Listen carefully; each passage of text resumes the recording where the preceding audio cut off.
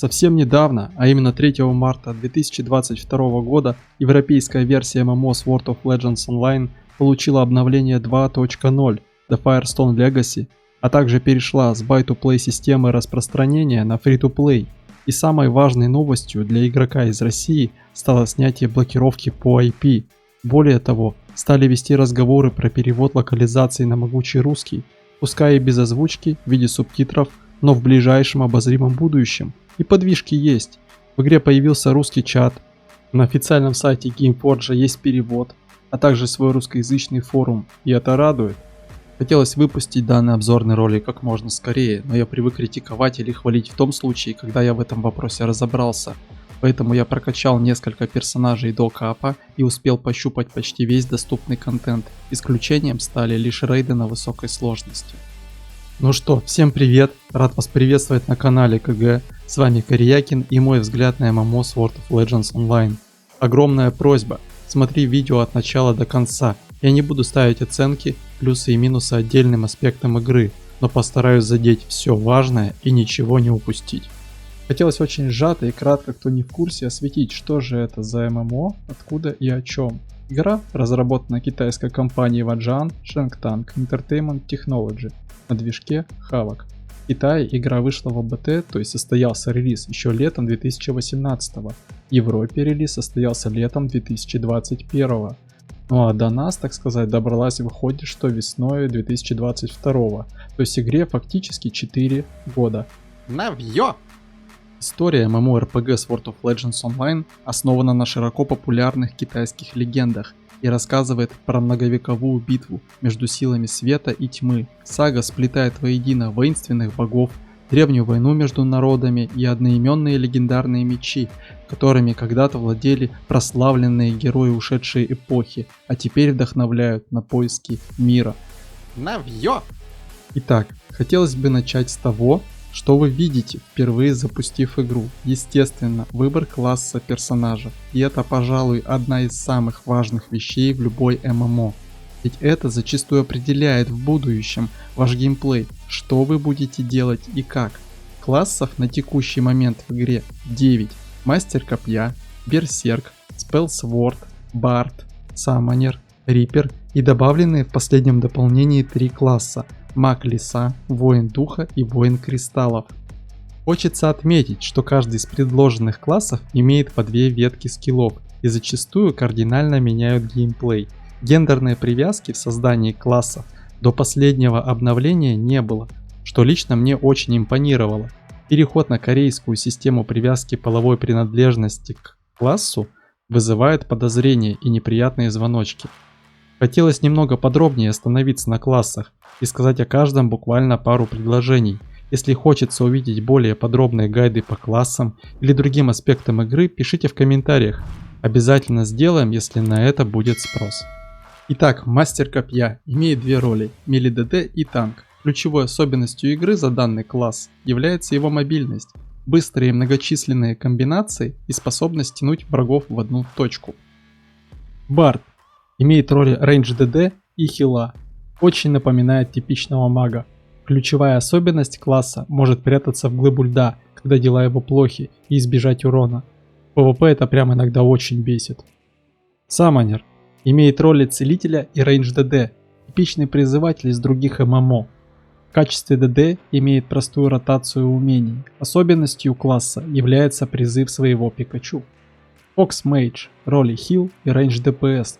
Чувствует себя хорошо в обоих ролях. Ключевая особенность, если хотите няшный розовый класс, это для вас. Spellsword имеет 2 ДД роли. Одна направлена на нанесение урона в ближнем бою, вторая рассчитана на дальний бой.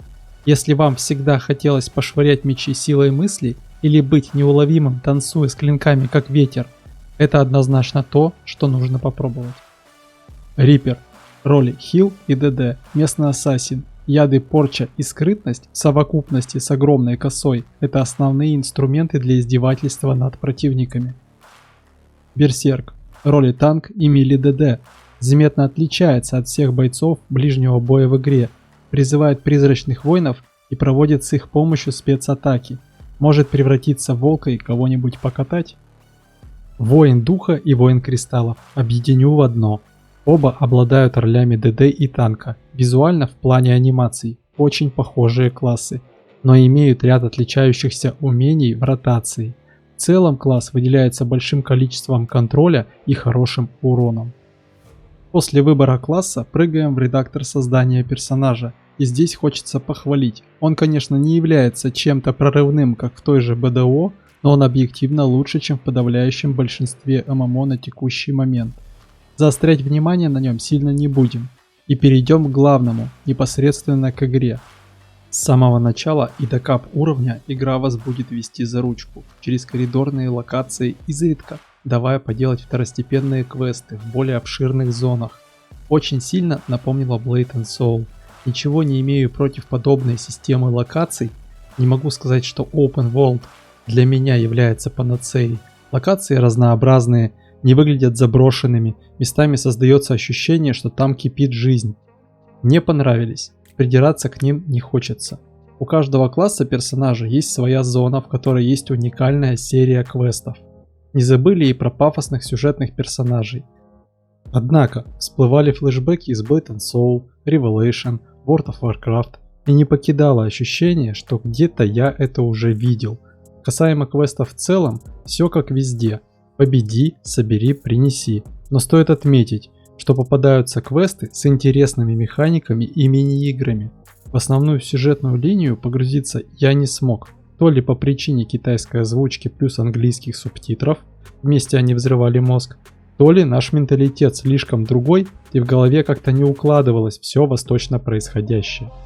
Прокачка очень простая, я бы назвал ее чересчур легкая. Игра не дает никакой сложности или челленджей в игровых механиках, вплоть до студента. Зато подкидывает массу челленджей по неразберихе интерфейсов. Немного про уровни. Вы начинаете игру с новичка первого уровня, и до 37-го новичка все как везде. После у вас появляется квест на получение звания студента. После его выполнения вы становитесь студентом первого уровня. Далее вам необходимо проходить обучающие туториалы, специальные вкладки, также допройти необходимые сюжетные задания. По выполнению всего необходимого получаете студента 9 и открываете квест название Sage 1. Это кап в текущих реалиях. Боевка в игре является классическим тап-таргетом. Исключение составляет, что если вы используете умение, которое условно кидает меч вперед, а цель у вас сбоку или за спиной, естественно вы не попадаете. Боевая система в основном завязана на комбинациях нескольких умений и взаимодействия со шкалой ресурсов. У каждого класса она своя. И здесь хотелось бы выругаться на разработчика. При всей своей визуальной разности классов они почти все плюс-минус одинаковые. ДПС ротации настолько похожи, что перечеркивают всю уникальность классов. Также боевая система чувствуется пустой, нет плавности и ощущения, что ты по кому-то вообще попадаешь. У некоторых умений неоправданно яркая анимация, а у жизненно необходимых, за которыми нужно следить, наоборот, их не видно. Особенно это становится заметно в PvP. Не видно, кто какие спустил сейф-обилки или контроли. И раз уж мы затронули эту тему, и игра вроде как PvP ориентированная, есть явные провалы в балансе. Достаточно взглянуть на рейтинг лидеров и станет видна железная четверка классов. Перс, Риппер, Спелсворд, и за 4 место в этом списке борется Бард с Лисой. Остальных классов, собственно, в списке лидеров как не бывало. Это не означает, что они неиграбельные, но реализовать себя в PvP будет сложнее. Очень много высказываний от русского комьюнити, что это Blade & Soul на минималках. И в данном случае, к сожалению, да. Я не могу сказать, что боевая система ужасна, но то чувство, что могли, но не дотянули, не покидает. Также здесь хочется добавить, что игра очень пингозависима. Пинг у всех разный. У большого количества играющих, как и у меня, он скачет от 58 и до 250. Данную проблему можно решить установкой VPN. И тут я дам 2 рекомендации. Лучшим, но не самым дешевым решением в текущих реалиях, ибо оплата в долларах, является Exit Lag. Ссылка будет в описании. А также гораздо более бюджетное решение, может менее удобное, но вполне себе рабочее VPN Game. Ссылка также в описании. Момент, конечно, неприятный, но решить этот вопрос, скорее всего, придется во всяком случае, на капе точно. А вот приятный момент: игра имеет модель распространения free-to-play, и в шопе у проекта на текущий момент исключительно косметика, не влияющая на игровой баланс. Высокоуровневый контент в Sword of Legends Online будет строиться в основном с взаимодействием облачка, в котором можно брать ежедневные и еженедельные задания, за выполнение которых будут выдаваться награды, в основном в виде разной валюты, которая необходима на развитие того или иного аспекта игры. Соответственно, есть возможность выбрать интересующий вас тип активностей, их по сути 3 вида: PvE, PvP и досуг. Начнем с последнего.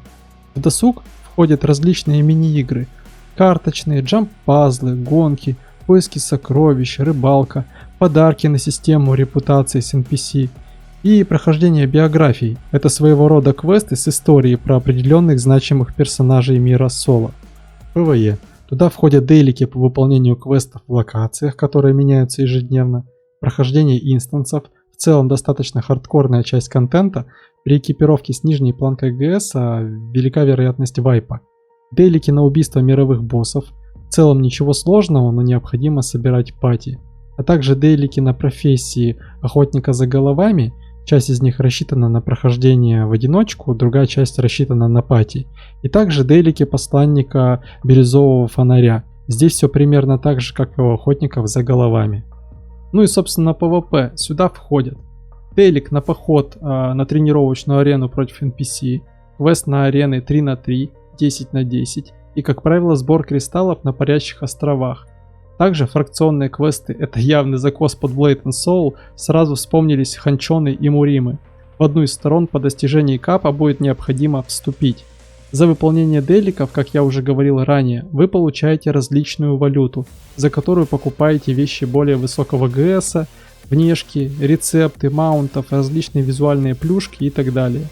Что очень хотелось бы выделить, это систему заточки снаряжения. Нет типичного корейского рандома.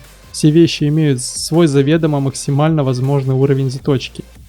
Копите необходимое количество ресурсов и точите со 100% шансом, без всякого рандома. Данная система лично мне очень понравилась. Помимо облачка, вы можете просто ходить на арену и сражаться за рейтинги и место в таблице лидеров. 3 на 3 шмот не решает все на равных. За успехи там можно получить эксклюзивные награды. Помимо всего перечисленного, в игре есть крафт эликсиров, еды, шмоток, ну и традиционный сбор ресурсов. В целом ничем особенным данная система не выделяется, за исключением складирования ресурсов в отдельной вкладке. Достаточно удобно не забивать инвентарь. В соло довольно обширная система домохозяйства. Вам выдают остров, на котором есть обширный участок для строительства своего особняка и заранее подготовленные участки с огородами, горным делом, лесопилкой, складом. Очень напомнила систему в Lost Ark, но с редактируемой системой строительства своего особняка. Звуковое сопровождение в соло — это вам не Guild Wars 2, Tessa и уж близко не Final Fantasy XIV, но достаточно приятное, за исключением китайской озвучки диалогов. Но тут вкусовщина, лично мне очень резала слух и отвлекала от субтитров. Визуальная составляющая и графика. Очень много ругани и упреков в графическую составляющую игры, и здесь мне хочется и заступиться, и поругаться. Ведь в данном аспекте не все так однозначно. Игра на ультра настройках выглядит хорошо, прям достойно, очень приятно глазу. Только вот есть маленькая поправочка. Играть у вас на таких настройках вряд ли получится. И из, казалось бы, сильного аспекта игры это резко становится ее главным бичом. Оптимизация. Вернее, играть-то у вас бегать по миру, делая квесты и дейлики, возможно и получится. Хотя и там FPS готов показывать знатные скачки, даже в самых неожиданных местах. Но главный аспект игры — это рейды, данжи, PvP, и все это в среднем от 10 игроков. Если PvP арена 3 на 3 там все более-менее хорошо, то в групповом PvP, назовем это батлграундами, 10 на 10, творится вакханалия. А есть еще фракционные замесы, где могут собраться группки и 20 на 20. От вашего FPS не остается и живого места. Некоторые фанатики, возможно, скажут, что можно отключить других игроков, но, друзья, как тогда понимать, кто что делает? Что это за красный ник со мной рядом бегает и что он творит в данный момент? Ровно такая же ситуация с инстами. Приходится скрывать других игроков. Может, аббревиатура соло подразумевает игру в соло? И этот момент на самом деле самый грустный. Это самый, на мой взгляд, мощный недостаток проекта. Есть слухи о том, что игру планируют перевести на Unreal Engine 4. И в это мне верится. Правда, взглянуть на это нужно под иным углом. Во-первых, если у них не получилось ее оптимизировать сейчас, а, к примеру, у Arena.net получилось, Guild Wars 2 тоже на движке Havok, не чистом, конечно, там есть свои доработки, но в целом работает, и все работает замечательно, и на мета-ивентах, и на массовом PvP. А там, к слову, и анимации нисколько не скромнее, и народу собирается в одном месте на замесах в десятки раз больше. То с чего они решили, что Unreal 4 панацея и их от этого бича спасет? А во-вторых, игра сейчас не на хайпе, а к тому времени не факт, что доживет. А переход на новый движок — это дорого, время затратно, и развитие текущей версии игры значительно проседает. Закрадываются подозрения, соло очень напоминает мобилку. Присмотритесь внимательно, а в случае примера, что мы уже подобную ситуацию видели, опять Blade and Soul. Сколько потребовалось времени пересесть на Unreal 4, и как вы думаете, для чего? Только для того, чтобы BNS перестала лагать? Естественно, нет. Тем самым они подготовили отличную основу для одноименных и не только мобильных игр, во что производственный конвейер NCSoft на текущий момент и скатился. Но у нас игра от другой компании, и не от корейской, а китайской. Поэтому мне бы очень хотелось заблуждаться насчет будущего Sword of Legends Online. Но мне кажется, что разработчик ищет выход на новую платформу, мобильную, и чтобы быть конкурентоспособным, перейдет на Unreal Engine 4. Нужно признать, что игра в текущем состоянии на мобилке для многих, особенно для китайского рынка, будет находкой. Несмотря на всю критику, которую я дал игре, может сложиться впечатление, что игра очередной проходняк, и в большей степени так и есть. Но хочется отметить, в соло есть вещи, которые на сегодняшний момент в играх встречаются не везде. В игре прослеживается работа и душа. Глобальных ММО игр в подобном сеттинге не так, чтобы и много. Поэтому любителям восточного фольклора попробовать однозначно порекомендую. Тем более, что игра free-to-play и донатить в нее не нужно. В игре есть чем себя занять, большое количество разнообразных активностей, пускай в формате дейликов. Есть достаточно прикольная арена 3 на 3 с ладером и всеми прилагаемыми ништяками. Хардкорные рейды, для прохождения которых необходимо увеличивать свой гир скор и оттачивать мастерство. Есть достаточно прикольные ремесла охотников за головами и бирюзового фонаря. В текущих реалиях, когда позакрывали доступ к большому количеству ММО проектов, игра достаточно актуальна. Закрывать доступ к ней русским игрокам Gameforge точно не планирует. Ведь на текущий момент, по ощущениям, точных цифр у меня нет. В игре большая часть русскоговорящего населения. Что касаемо меня, удалять ее с жесткого диска пока не планирую, но и проводить в ней большое количество времени не буду. Есть более привлекательные конкуренты.